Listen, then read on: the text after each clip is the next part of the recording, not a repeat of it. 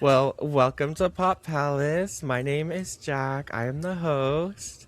One thing we like to do at Pop Palace is have our guests introduce themselves and tell Okay. us one of your earliest memories you have related to music.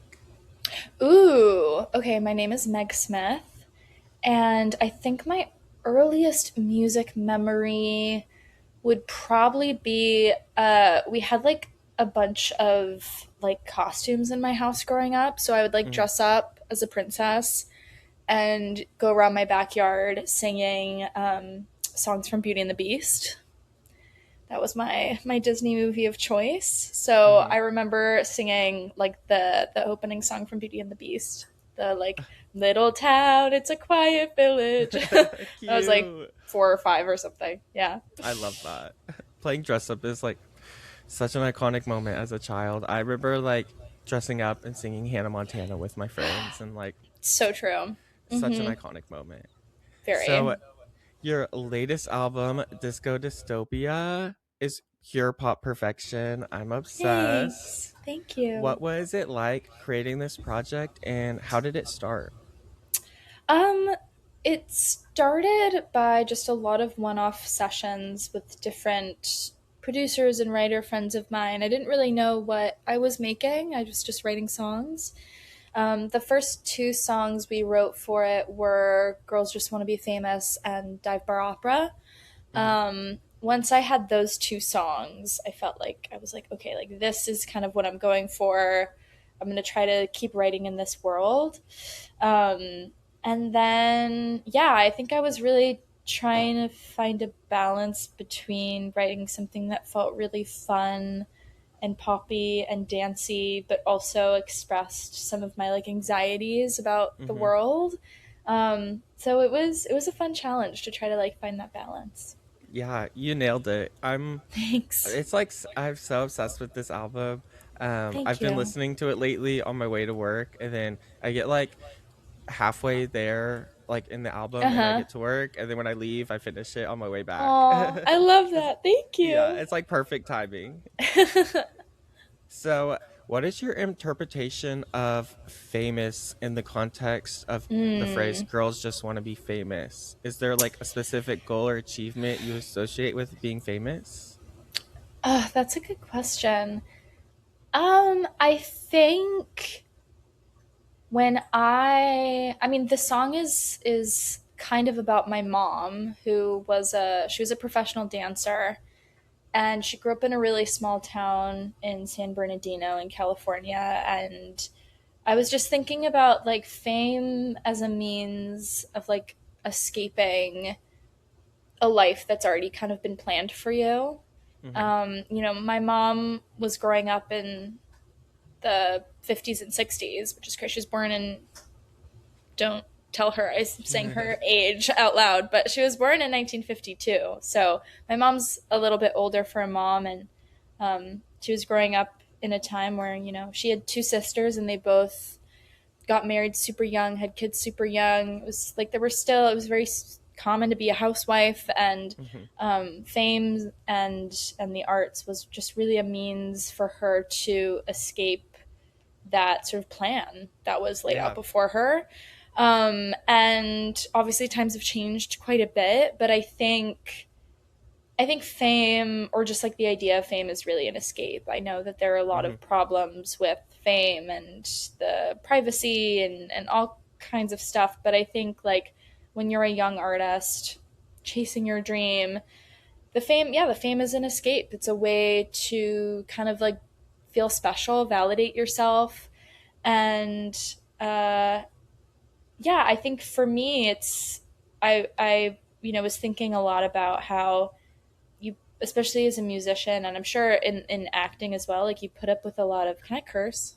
Hmm. Yeah, Okay, totally. I'm like I always ask. You can You put say up with whatever you want. a incredible. You put up with a lot of bullshit and a lot of rejection, a lot of really embarrassing and uncomfortable Hmm. moments. Like, I've played so many shows where like literally not a single person came. Like I can't even tell you the amount of shows I played where it was genuinely like in an empty room. Hmm. Um and you're literally like what am I doing? what am I doing? Like, what am I doing? This is so stupid. Like, you Mm-hmm. feel like, yeah, ridiculous and so embarrassed in so many moments. So I was trying to just like, yeah, it was a question I was asking myself, and what I kept coming back to was, you know what, girls just want to be famous. Like, Yeah, we just want that, 100%. we want that escape, and we want that validation and this sort of like proof that our hard work means something. So yeah. Yeah. Do you feel like it was worth the wait now that you have shows that people come to and it's not just like an empty room? Does it feel like super rewarding that Oh, you stuck it out? to be honest, like I still feel like obviously a lot has changed in my life, and I've been very lucky in a lot of ways, but I still feel like I'm in this struggle. Like Mm-hmm. I every day is a question mark a lot of the time. Like Yeah. I'm sure by the time this comes out I will have talked about it, but I haven't talked about it yet. But like I just got dropped by my record label. Oh And my God. yeah, and so there's it's a constant struggle Mm-hmm. of like feeling like you're winning and then feeling like you're failing and like no one believes in you and you feel like you're winning again. And Yeah. so it's, I mean, it's definitely, I think, gotten easier that I've grown a little bit, but Mm-hmm. I'm still definitely like in the trenches, like Yeah. fighting, you know. Mm-hmm. And I think to a certain extent it's always going to be like that. There's always, you know, I always want more. I always Yeah. want, yeah, more in my career. So yeah. Definitely. And that takes like a large emotional and like honestly physical toll on you having to like Oh my continue god. to fight for the success. How do you like Yeah. maintain like your sanity? Like do you have any like practices to like make sure you're like calming Oh. down, or is it just kind of Mm. day by day? You know what's funny is like I think it depends on the day. Yeah.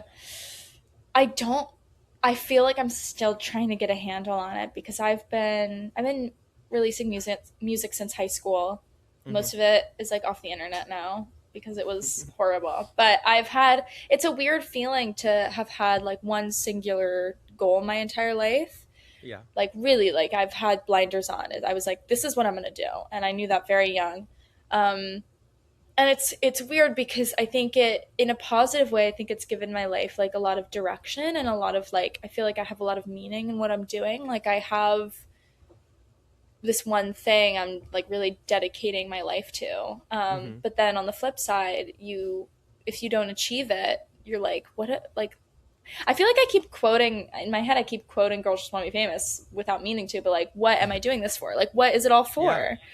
Mhm. You know, like you just don't know. And like, yeah, there's high highs, low lows. I feel like I've recently with all the label stuff and it's been like a weird few months of like I got off Mhm. tour, which was so much fun. I had so much fun on tour with Elise, and then I got dropped by my record label, and now I don't have managers, and for the first time in a long time I have like kind of no team around me, which is really scary.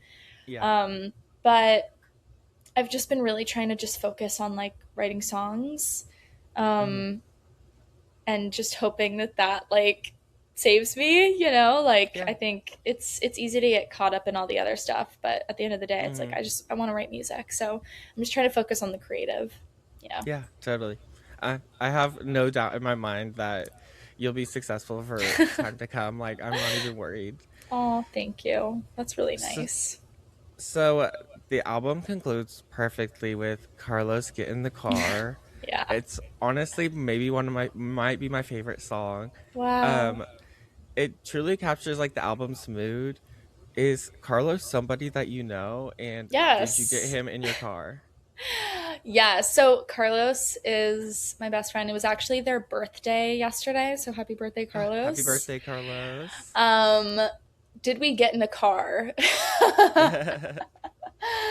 We have been in cars together. That is true. Yeah, I mean the whole song's about like us running away with someone you love. Like Yeah.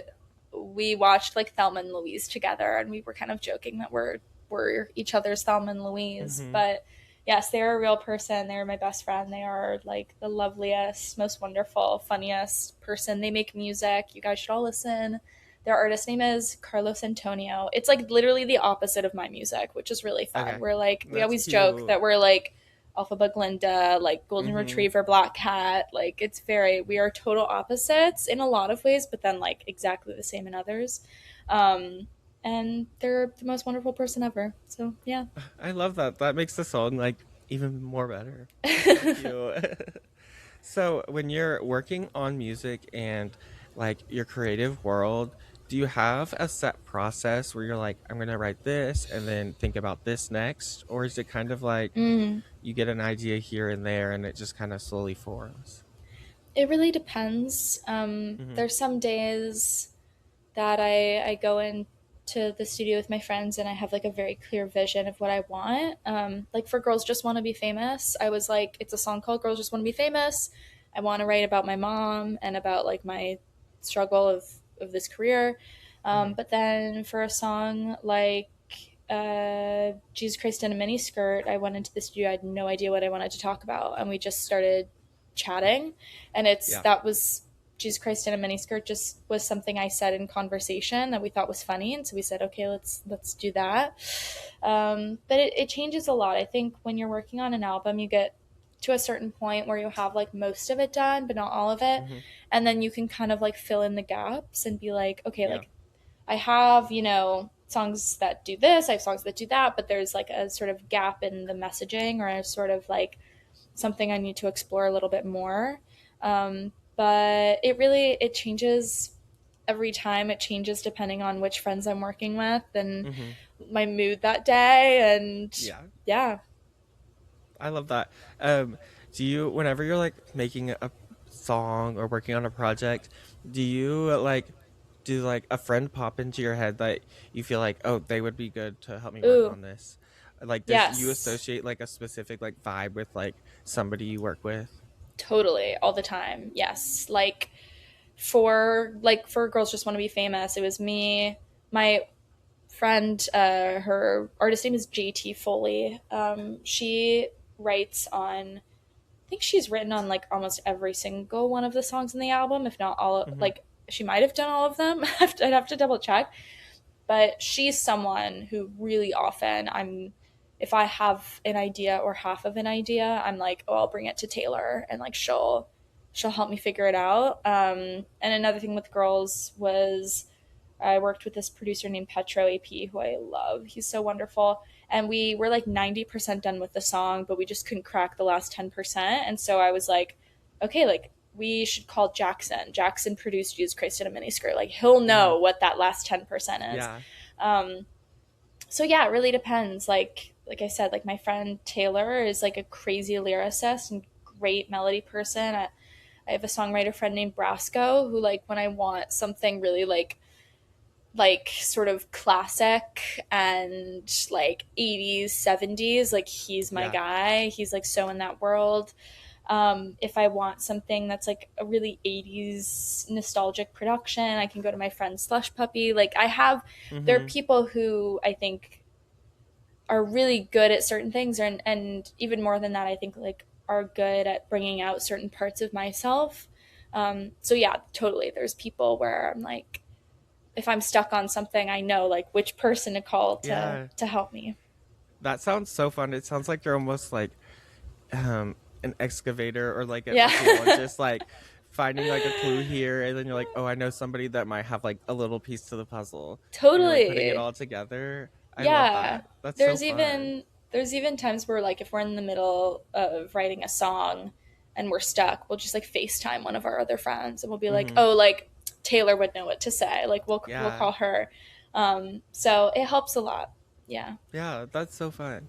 Have you found that most of your relationships like that have are in the music world have come from like just meeting people and putting out other music? Like, how do you end up meeting all Mm. these different people? It's a good question. It's really different. Every time. It's a fairly, I mean, it's a huge community in that there's always more people to meet, but Mm-hmm. it's also fairly small in that everyone kind of knows each other. So you meet one person, Yeah. they'll introduce you to someone else and someone else.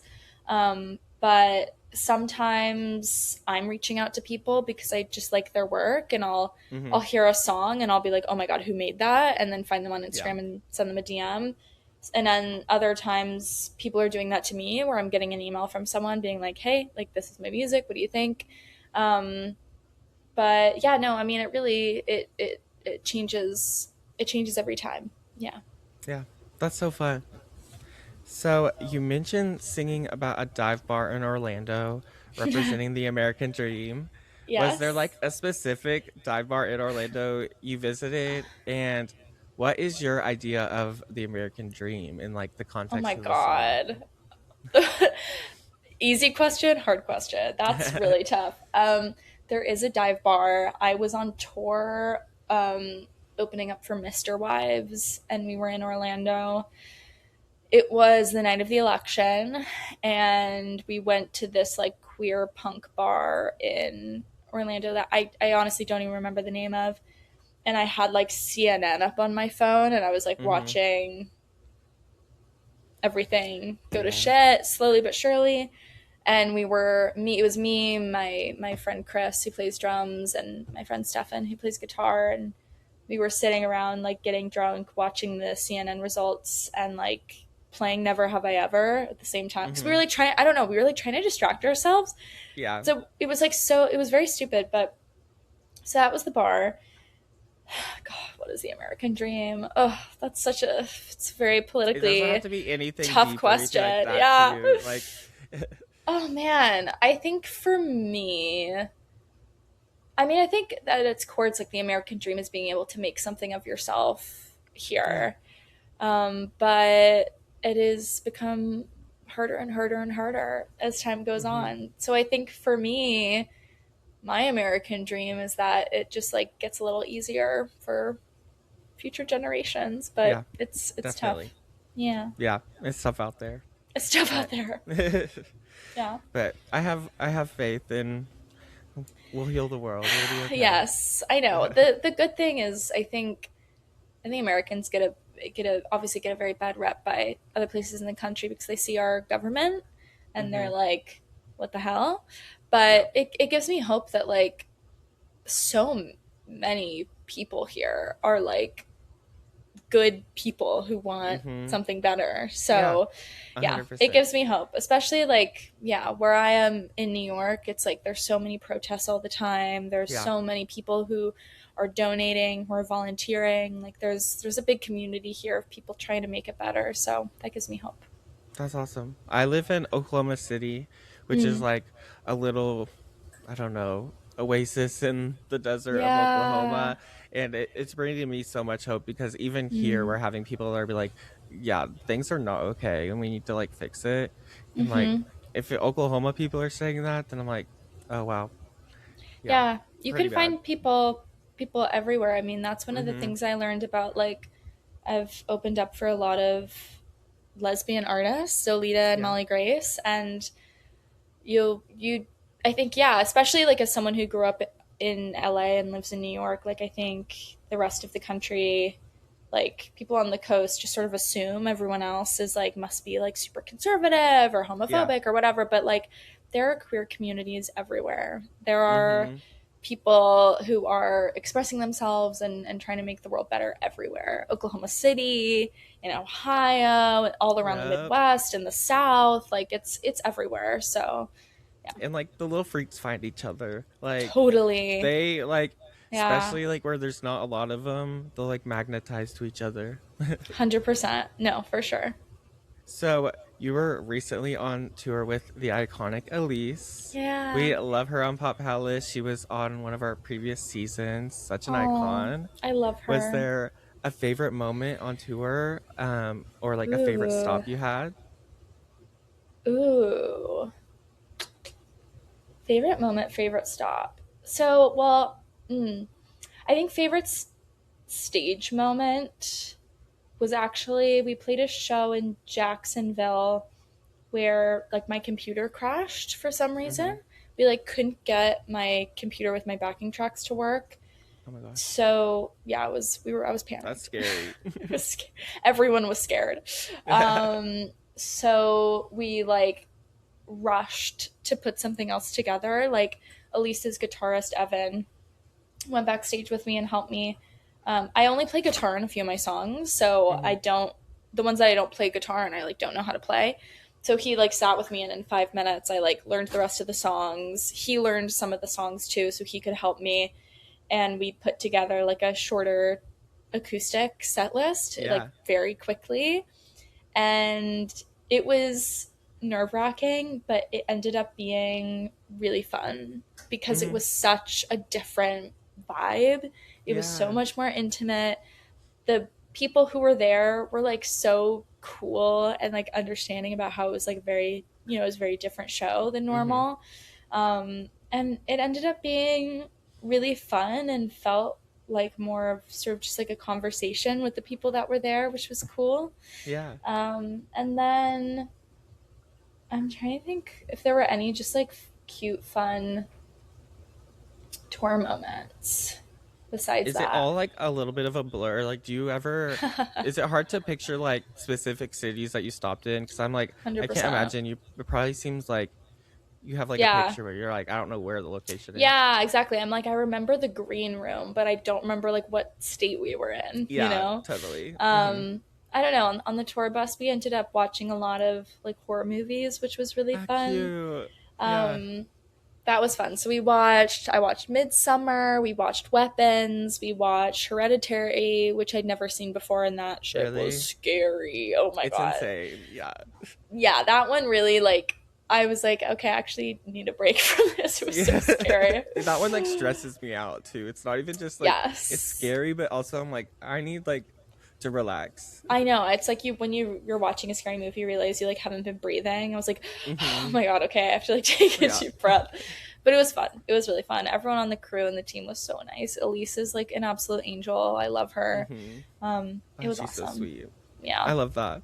This is so random, but I was in Dallas celebrating my friend's birthday, Uh-huh. and we were driving down the street, like leaving. We went to get sushi and leaving, and I look over across the highway, and I'm like, oh my God, that looks familiar because it's House of Blues, and I think I saw you. I took a You little picture, probably not to be a creep, but I wait, was I love literally, it. is this you? Yes. That's so funny. Yeah, yeah, Okay, that I was us was literally before the like, show. we were driving, and I was like, oh my God, that I feel like that's Meg, and I was like, I'm gonna be a stalker. Like, it's It was super zoomed in me. because I'm like four like highway lanes away. No But I was like, way. if I knew y'all That's were playing so that day, I totally funny. would have gone. I was Oh so my sad. God, that's so funny. Yeah, that was me and our photographer Sandra. Like before every show, we would like run around and take a bunch of photos. So Hmm. yeah, that's Yeah, I so was in the car. I funny. was like, oh my God, everyone, that's Meg. Look, I I was love so that. excited. That's so cute. So, one fun question I've been asking people this season is Uh if huh. you could create an unconventional merch item to sell, what would it be? Some people in the past have Mm. done like a candle that will burn the full length of their album, or like a Ooh, karaoke that's machine that just cool. plays their songs. Yeah. Wait, that's so cute. Okay, my instinct was, and I low key, like, if I had the means to create this, I would do it. I really Hmm. want to make like a sparkly, like, body spray, Ah, and I want to cute. call it like holy water or something. Oh my God, So stop. like you can spray like just like silver glitter, like you know before you go out, like on your Yeah. decolletage, like spray it on your face so like your makeup's all Hmm. sparkly. Like that's what I want. I want to do that. Oh my gosh, I would buy all of them. That is such a Yeah. good idea. I But I'm think, like, yeah. who do I call? Like I literally don't Yeah, know I'm like, I who don't know where does to start that. that. I have no idea. Yeah. Yeah. Okay, so I have one last question that we ask everybody on Pop Palace, kind of Mhm. going off the royal theme of the palace. So imagine yourself at a royal court, you're in the Okay. throne, and you Yeah. have like two to three musical idols or influences like surrounding you. Who would they be? Oh my god. And I also like to say mine change like weekly, if not monthly. It's not Okay. like set in stone. Okay, that helps. Who would I pick? I would pick probably Madonna because Mm-hmm. obviously My this queen, is my this everything. love her. Okay, I feel like it's gonna be chaotic, but I'm gonna say Madonna, Joni Mitchell, Okay. which I'm like, what would a conversation between those two women look like? It would probably be Right? so weird. Yeah. Mm-hmm. And ooh, maybe Donna Summer. Ah, I yes, feel like that's a that good mix. it would be a That's weird really good. group, but I feel like it'd be Yeah, fun. I love that. Well, thank you so much for joining me. It was so lovely getting to talk to you. Oh, thank you. Are there any last things you'd like to say before we go? Ooh. Oh, I'm playing shows in LA and New York. So if you live near LA and New York, come see me. My LA show is on May 8th, and my New York show is on May 11th. Yeah, it's Yay! gonna be fun. Everyone, go see Meg. Yay! Thanks so much. Thank you.